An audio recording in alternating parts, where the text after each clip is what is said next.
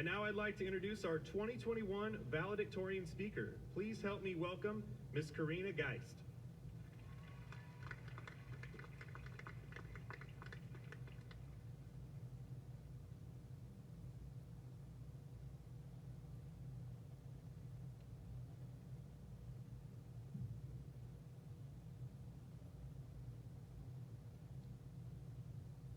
Bear the burden of being.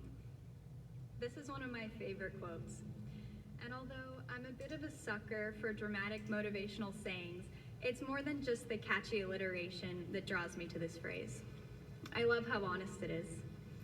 I've read my fair share of self-help books throughout my delightful journey from childhood to becoming a full-fledged 18-year-old, but I've always been left confused by the idea that I could unlock the secret to lasting happiness if only I could love myself and expand my horizons by taking Zumba classes or something. Bear the burden of being is much less sugar-coated, but the acknowledgement that suffering exists in life is more comforting to me than any false hopes sold to me by well-meaning optimists. After all, life isn't always fair. Some people have it easy.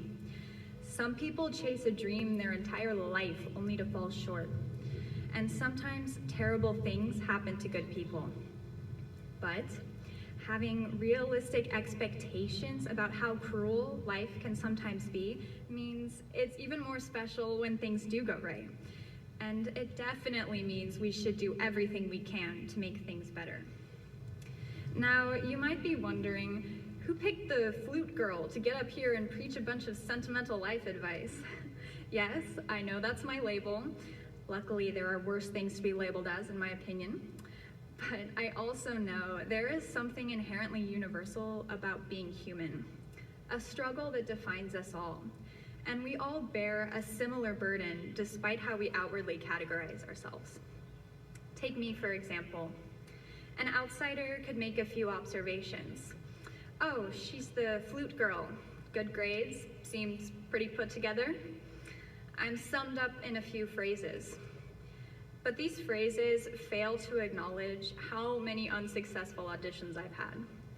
How many days I sat at home during quarantine not knowing what to do with myself. How much I compare myself to others. How scared I am to be jumping into the unknown, going to music school in New York next year.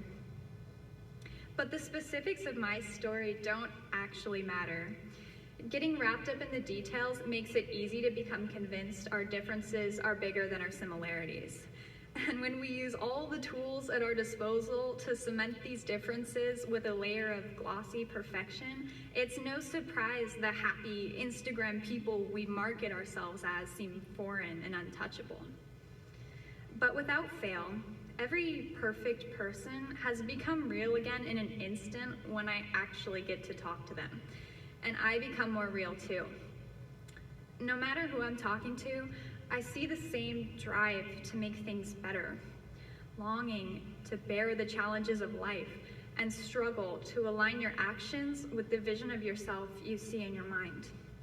And above all, I've learned that the fact that we're all facing difficulties is actually the gift that brings us together. So if I could leave you all with one message today, it's that yes, life is hard, but we're not alone.